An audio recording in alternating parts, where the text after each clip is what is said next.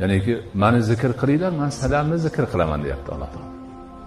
Ya'ni Alloh bir zarracha o'zini yaratgan kichkina zarrasini esga olishi bu qanday gap? Bu buyuk baxtdir.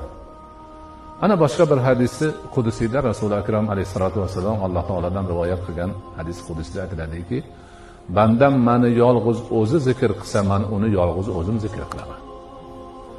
Bandam meni ko'pchilik xaloyiq ichida zikr qilsa, men uni ko'pchiligidan yaxshiroq ko'pchilikni ichida zikr qilaman. Nima degani? Farishtalarning ichida degani.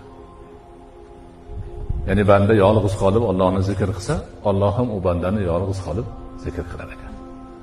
Banda ko'pchilikning ichiga kirib olib, birodarlari bilan Allohni zikr qilsa, Alloh o'sha bandani farishtalariga zikr qilar ekan.